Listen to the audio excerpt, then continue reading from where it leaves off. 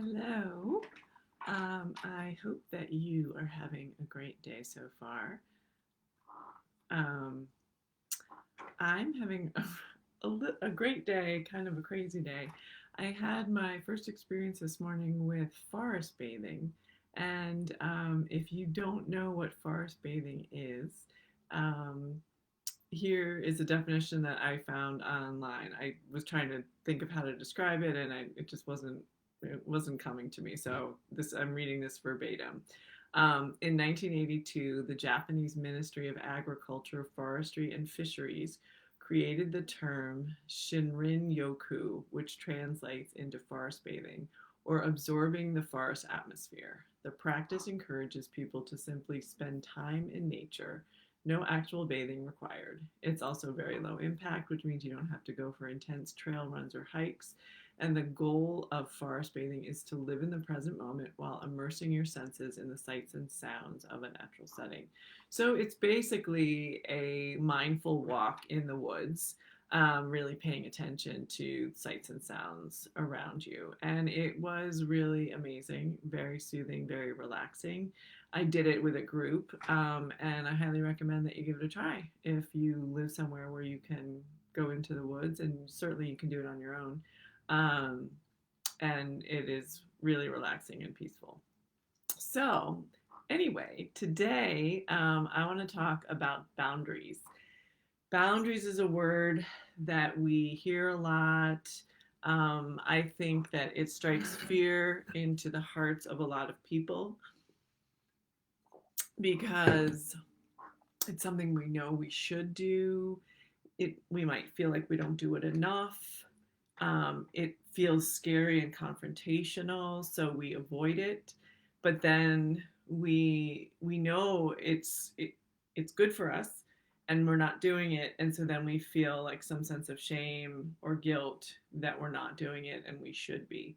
Um, so if you can relate to one or more of those things, you're not alone. And if you are good at setting boundaries, amazing. Keep doing it and try and teach the people you love to do it too, because it is definitely something that I think most people struggle with at some point, to some degree. I do think it's hard. It's definitely hard. I know for myself, it's something that I'm always working on, which I think is one of the reasons I talk about it so much, because I'm talking to myself as much as to everybody else.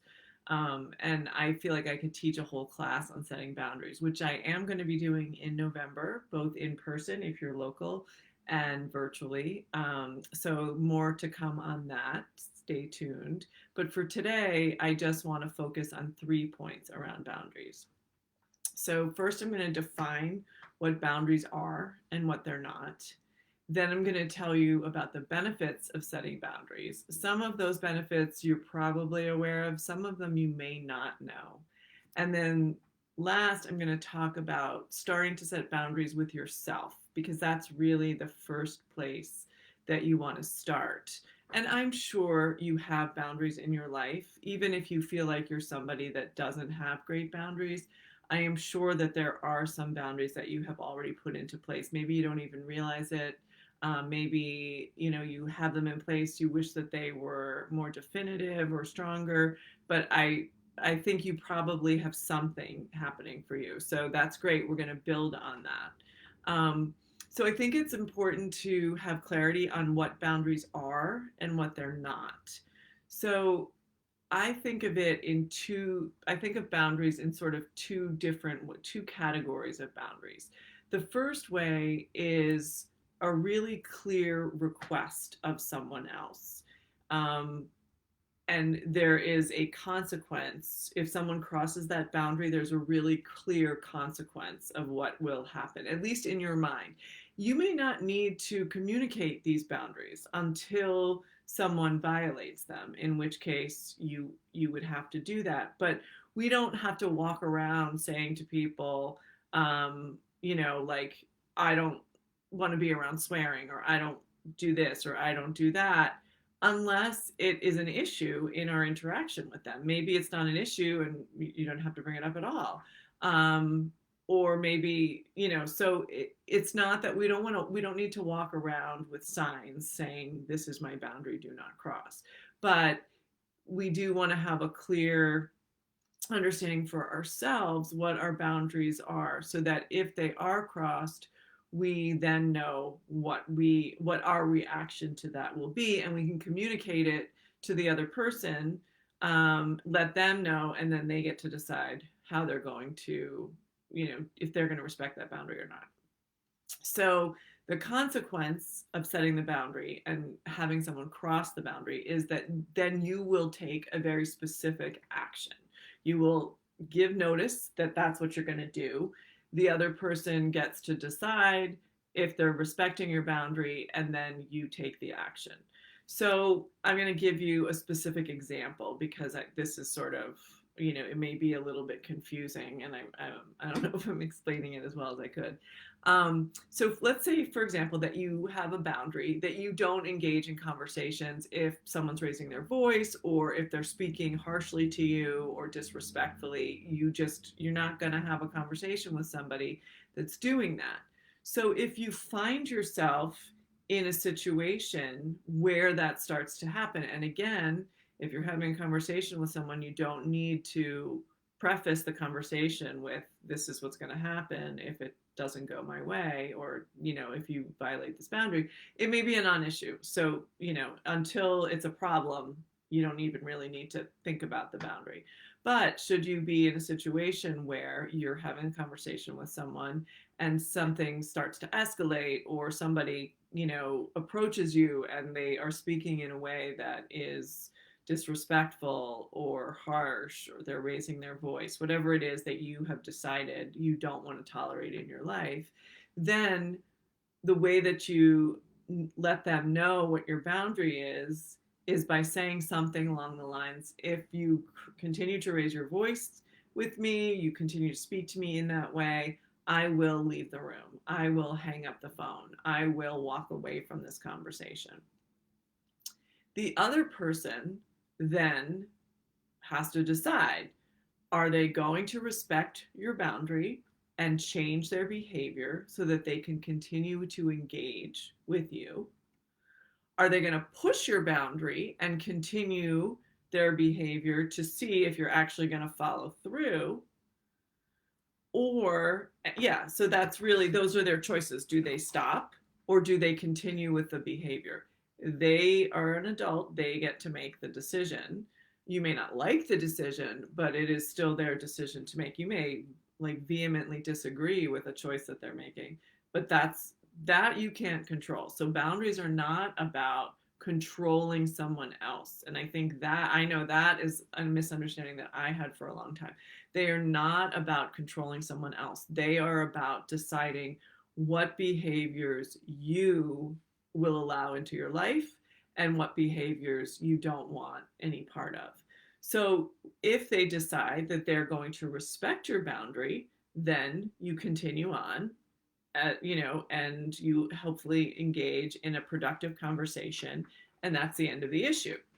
If they choose not to respect your boundary, then it's up to you to say, okay, I gave you notice. I told you that I'm not going to engage in this conversation in this manner. I'm leaving. Now, the enforcing, I don't know if that's the right word, but the carrying through on the consequence is the really hard part, because you don't know how the other person is going to react. And chances are there will be some kind of pushback. This is why we don't like boundaries, because we know that this can happen.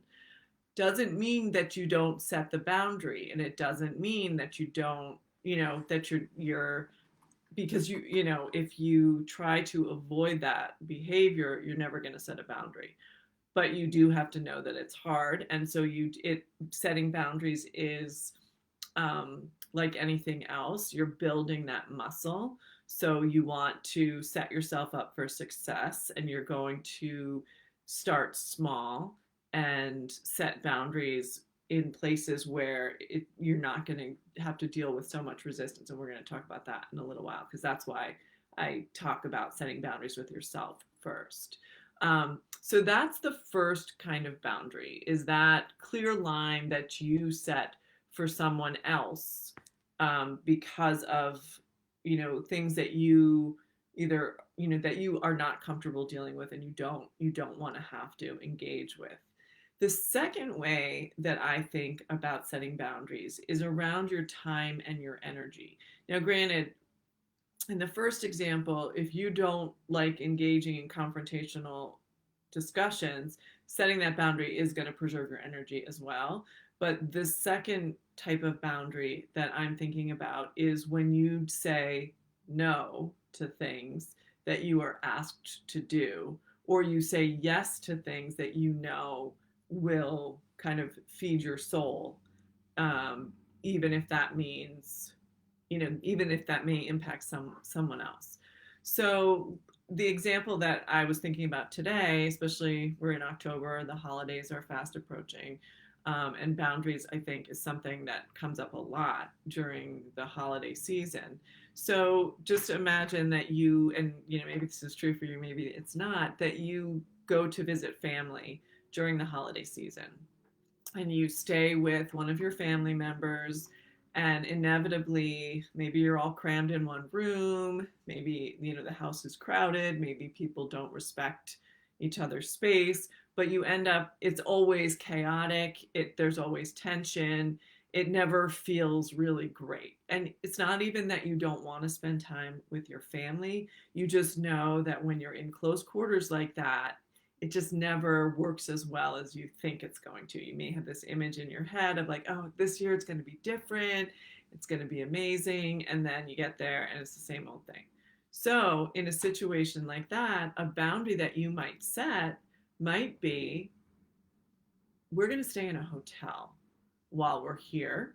We're going to still be at your house most of the day, but at night, or like by a certain point, we'll be in our hotel from 8 o'clock at night to 8 o'clock in the morning. And just as a way of giving yourself and maybe your partner and your kids some time to decompress, to have your own space, to just pull yourself out of that chaos, that may be a boundary that you set. Another kind of boundary that you might set might be to say, you know what, usually we go for 3 days. This year we're only going to go for one, and we'll stay overnight and we'll stay in the hotel, or we can handle one night in the house and that's it. You might, if it's really not a great trip and it's just something that you do because it's expected every year, maybe you ought not to go at all. So there are different ways of setting boundaries in a situation like that. And you can set them in any way that feels comfortable for you. But the important thing is to proactively think about what is going to serve you. And it's not about separating yourself from your family or your friends or whomever. Counterintuitively, when we set boundaries, it actually allows us to connect more closely to the people that we love. Because it might be that, let's say it's your sister that you're staying with, and things are chaotic, and so inevitably you go there and the two of you are bickering, and you always leave and one of you's in a huff and one of you's angry about something. If you opt to stay in a hotel and you give yourself that time to decompress, you may show up at your sister's and just everything rolls off your back because you're so much less stressed, because you know that you've got this escape hatch. So it could allow you to, hang out with your sister without any of that resentment that you're used to having, and it may just make the whole visit a lot more enjoyable. So I want you to think about setting boundaries as a way of being more connected to the people that you love, not less. And so, again, boundaries are not so easy, but they are really important. And I want to just also mention that boundaries, and I said this before, are not about controlling people. Certainly, it's not about controlling other adults. Other adults get to make whatever decisions they want. You don't have to agree with them, but it's their decision, it's their choice, and they're going to do what they want to do. What you can control is the way that you react. So you may remove yourself from a situation. If someone is doing something that you find offensive, you can remove yourself from the situation, or you can, say whatever you're going to say. You set whatever the boundary is, but you can't stop them, assuming that, they're not doing anything illegal. Um, you can't really stop them from doing what they're going to do. It's a little different with children, of course, because if you are a parent, or even if you're, a grandparent or an aunt or an uncle, or you have a child that you interact with on a regular basis, as adults, I do think we have an obligation to, teach children. We want to give them structure, and boundaries are really important for children. But even that said, I also think that we want to have boundaries for children that allow them to feel safe, because they do need that feeling of like, I'm not making all the decisions here. There's an adult who's in control. But also that gives them the freedom, as much freedom as possible within the situation. So, an example that I would give is, let's say you have two children, and maybe they're arguing about something, and one of the children gets really angry at the other one and shoves their sibling. In For me, when I think about setting boundaries in that situation, the boundary that I'm going to set is around, don't shove your sibling. It's not about don't get angry, even if I think that the anger is not justified. I don't want to tell a child that their feelings are wrong. So I would say something like, I understand that you're angry. Your anger is valid, but there are ways of expressing it that are acceptable, and there are ways that are not. Pushing your sister is unacceptable, and there is a consequence for that. I might also then, well, I would want to talk to the child about what happened, why are they angry, all of that. But just in terms of setting the boundary is set around the behavior, not the emotion. And I think that that's really important. Children have to know that they are entitled to their feelings, and all feelings are okay, but the way that we express them may or may not be. Um, so I've said this multiple times, that boundaries are hard. I'm not telling you anything you don't know. And the reason that they're so hard, one, is for many of us, it's really hard to acknowledge that we have a need, um, that we need, and that we may be prioritizing our own need over someone else. A lot of the time, I think we worry about offending someone. Even if we're being offended ourselves, we worry about being offended. We worry about rocking the boat. We worry about someone else getting upset or angry with us. So it is really hard, and almost inevitably, there's going to be a reaction, especially in the immediate setting of the boundary. And often it is a negative reaction. Sometimes it's negative, and then the person realizes what's going on, and you have a conversation, and it becomes more positive. Sometimes it can be really negative, and just the person is just not going to get what you're doing, and that it may impact the relationship. That's true. So you have to decide, the boundaries that you set, you want to be really certain about, because there will be impact. And, you can't go into it not being aware of that. And so it is something that you want to practice. It's going to be hard. You are probably going to be awkward at first, and think, oh my gosh, I can't believe I said it that way.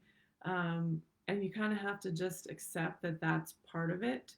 And there's definitely an art to setting boundaries, and we're not really going to get into that today, just because It does take some time, and I don't have the time for that, but that is something that I'll address in my class in November. So again, stay tuned. I will provide more information with that about that soon. Um, but one of the things that makes setting boundaries easier is when you know what the benefits are, because there is a huge payoff, and that is very important to keep in sight. So, the first benefit of setting boundaries is that it really builds your sense of trust in yourself. When we disregard what we want and we cater to what someone else is telling us to do or what somebody else wants, um, at least part of your brain knows that you're letting yourself down. And so that when the impact of that, of us letting ourselves down, is the same as it is in a relationship. If you have a friend or a partner or a family member and they betray you in some way, they let you down in some way, that is a little like nick in the relationship. And you have enough of those, and it really starts to impact the level of trust. It's the same with ourselves. So when we set boundaries, appropriate boundaries, we we build our sense of trust in ourselves, and that will impact us in every area of our life. It reinforces our sense of self-worth. It reinforces our belief that we can take care of ourselves, that we're strong and resilient. It really has a big effect on our relationship with ourselves. So that's the first big benefit of setting boundaries. The second one, and again, this is counterintuitive, is that setting boundaries actually enhances our connection to others. And the reason that that is true is because when we are taking care of ourselves, when we are protecting our emotional and physical well being, and we are having honest conversations with the people that we love, as well as listening to their needs, because it goes both ways. We have our boundaries that we need to set, and so does our partner or our children or our mother. So it is not a one-way street. But when you are engaged in that conversation, that is where you build intimacy and connection. So if you want someone to be open to what you are telling them about your boundaries, you also need to reciprocate that. The third benefit of boundaries is reducing anger and resentment.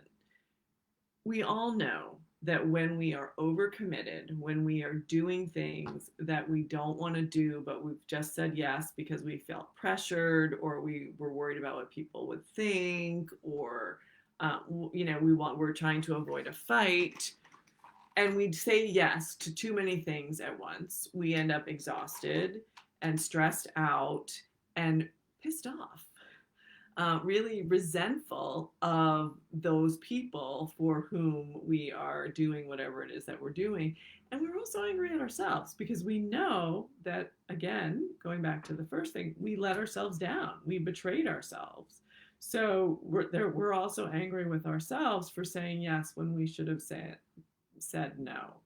Um, so when we can hold those boundaries, when we can say no to 7 out of 10 things, we have more energy, we are less stressed, we're more clear-headed, we feel more connected to ourselves. So when we do those 3 things, we're all in. We are just happy to be there, we're present, we're enjoying the company of others, we're refreshed.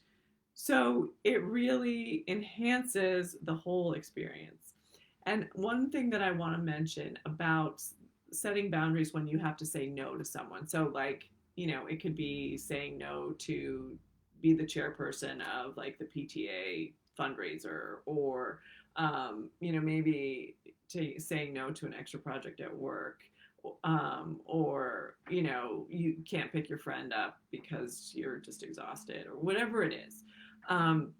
You don't have to say no and be really abrupt. I know a lot of people say, you don't owe anyone an explanation, you just say no and that's it. And that's true.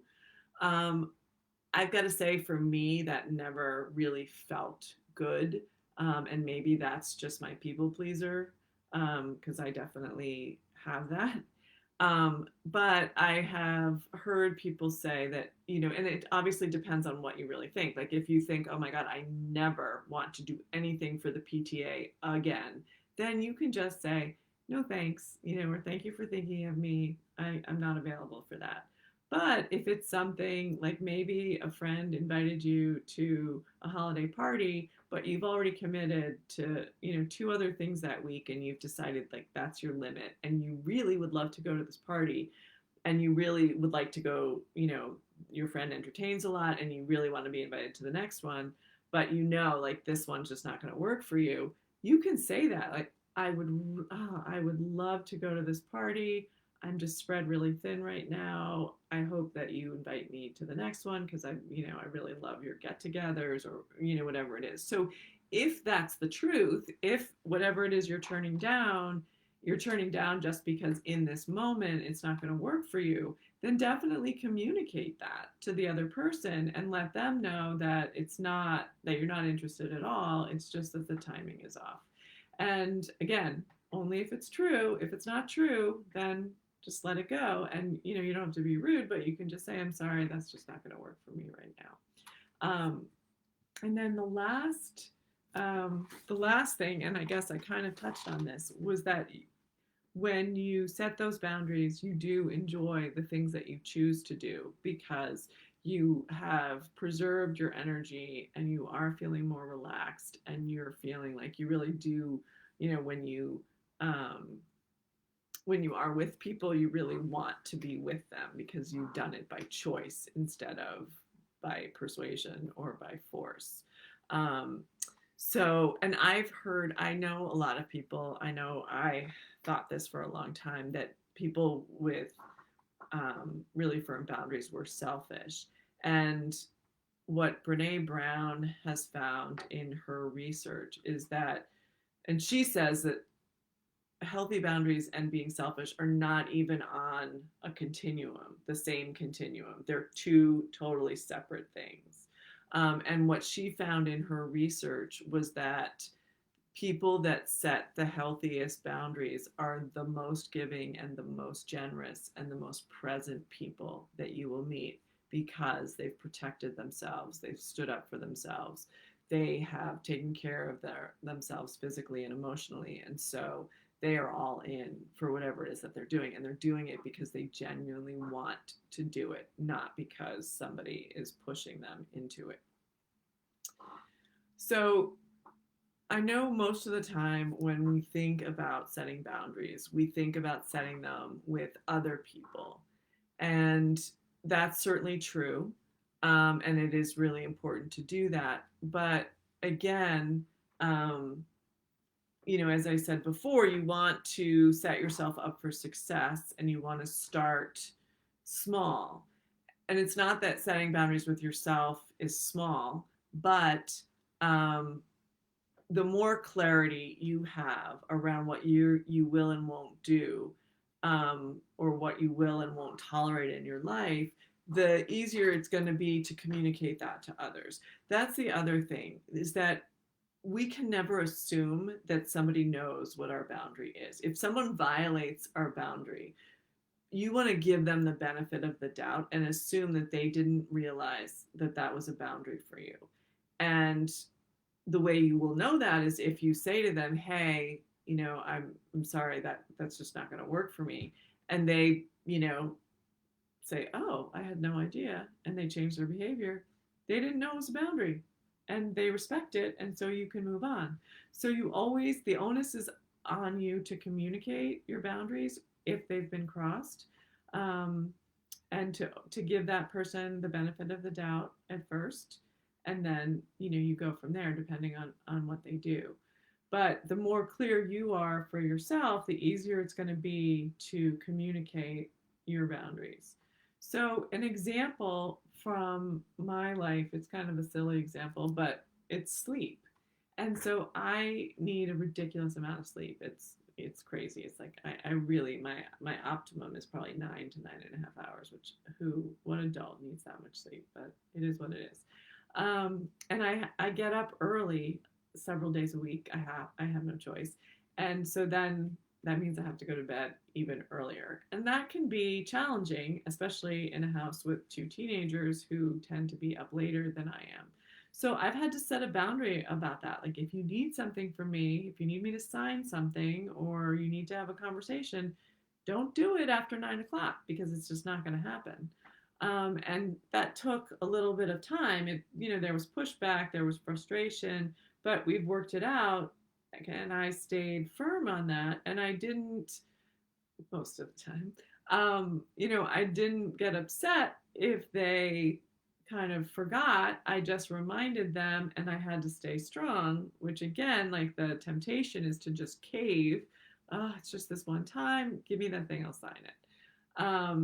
But you really have to stay strong. And again, it's really not, it is challenging and you kind of have to know that and shore yourself up. And so you really like, but the more clear you are on what you need or want and why, the easier it is to set those boundaries and stick with it. And then the other thing to know is that nobody's perfect. You're probably going to slip up sometimes. That's okay. Nothing has gone wrong. You don't want to shame yourself for that or use that against yourself in any way. You want to just say, okay, I am not holding my boundaries the way that I should be. What do I need to do to change that? So I hope that this was helpful for you. I hope it gave you something to think about. Again, it is not all of the information on boundaries. There's a lot more that we can talk about, but hopefully it will give you a place to start and to think about and, do some reading. There are lots of articles online that you can find about boundaries. I really like reading different authors' views on this because everybody kind of brings their own um, lens to the table, and that can be really helpful. You're thinking about it one way, and then you hear someone talk about it slightly differently, and you think, oh, that makes sense. So I would highly recommend just looking online and seeing what you can find. And again, stay tuned here. I will be posting information on my classes in early November locally and then mid-November virtually. So I hope to see you there, and I hope that you have an incredible rest of your day. Thanks for being here. Bye.